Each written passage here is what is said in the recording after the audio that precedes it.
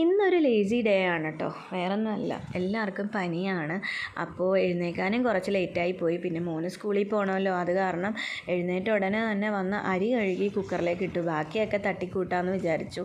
അപ്പോൾ ഞാനിന്നധികം കറികളൊന്നും വെക്കുന്നില്ല, ഒരു ഗ്രീൻ പീസും ഒരു ഓംലെറ്റും മാത്രം ഉണ്ടാക്കണുള്ളൂ. അപ്പോഴാണ് ഞാൻ ആലോചിച്ചത് ഞാൻ രാവിലെ ടാബ്ലറ്റ് കഴിച്ചില്ലെന്ന്.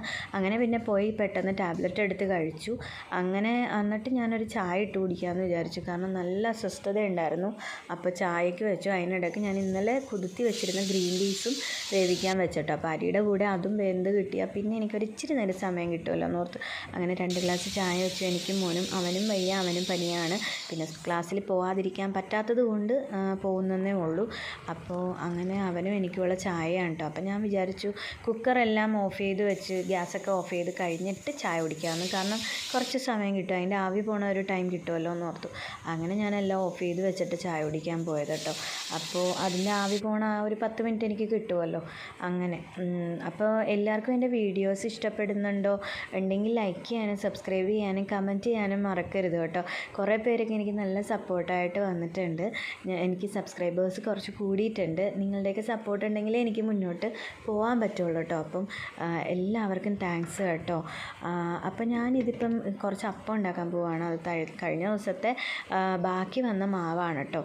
അപ്പം ഞാൻ ഓർത്തു ആ മാവ് വെച്ച് ആ വെള്ള അപ്പം അങ്ങ് ചുട്ടെടുക്കാം, ഗ്രീൻ പീസ് ഉണ്ടല്ലോ എന്ന് വിചാരിച്ച്. അപ്പം ഞാൻ അപ്പച്ചട്ടിയൊന്നും എടുത്തില്ല, കാരണം കുറച്ച് മാവല്ലേ ഉള്ളൂ. പിന്നെ എനിക്ക് ചുറ്റിക്കാനൊന്നും വയ്യായിരുന്നു, അത് കാരണം ഞാൻ ദോശപ്പാനിൽ വെച്ചാണ് കേട്ടോ അപ്പം ഉണ്ടാക്കിയെടുത്തത്.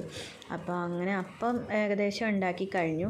ഇനിയിപ്പോൾ നമുക്ക് ആ ഗ്രീൻ പീസ് താളിച്ചാൽ മതി. അപ്പോൾ അതിന് ഞാനൊരു പാൻ അടുപ്പിൽ വെച്ചിട്ട് കുറച്ച് വെളിച്ചെണ്ണ ഒഴിച്ച് അതിലേക്ക് കടുക് പൊട്ടിച്ചു. കടുക് പൊട്ടിച്ചതിന് ശേഷം ഇഞ്ചിയും വെളുത്തുള്ളിയും ചെറിയ ഉള്ളിയും കൂടെ ഒരുമിച്ചാണ് ചതച്ചെടുത്തിരിക്കുന്നത്.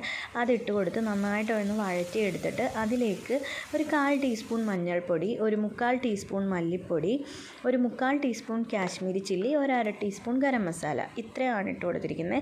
അതൊന്ന് നന്നായിട്ട് ഇളക്കി അതിൻ്റെ പച്ചമണം മാറി വരുമ്പോൾ നമ്മുടെ വേവിച്ച് വെച്ച ഗ്രീൻ പീസും കൂടെ ഇട്ട് ഇളക്കി കൊടുക്കണം. എന്നിട്ട് ഒന്ന് കുറുകി വരുമ്പോൾ ഓഫ് ചെയ്യണം. ഇത്രേ ഉള്ളൂ കേട്ടോ. അപ്പോൾ ഞാൻ ഗ്രീൻ പീസ് വേവിച്ചപ്പോൾ ഉപ്പിട്ടിട്ടില്ല, അതുകൊണ്ട് ഞാൻ കുറച്ച് ഉപ്പും കൂടെ ഇട്ട് കൊടുത്തിട്ടുണ്ട്. കാരണം ഞാനിങ്ങനെ കേട്ടിട്ടുണ്ട് ഇതുപോലുള്ള സാധനങ്ങൾ വേവിക്കുമ്പോൾ ഉപ്പിട്ടാൽ അത് വേഗം താമസിക്കുമെന്ന്, അതുകൊണ്ടാണ് കേട്ടോ. അങ്ങനെ ഉപ്പും കൂടി ഇട്ട് കൊടുത്ത് അതൊന്ന് അടച്ചു വെച്ച് കുറുകി വരാൻ വേണ്ടി വെച്ചു. അപ്പോൾ ഇത്രയേ ഉള്ളൂ നമ്മുടെ ഇന്നത്തെ പരിപാടികൾ. പിന്നെ ഒരു ഓംലെറ്റ് അത് ഞാൻ ഉണ്ടാക്കി കേട്ടോ. ഇന്നത്തെ ജോലി ഇത്രയേ ഉള്ളായിരുന്നു.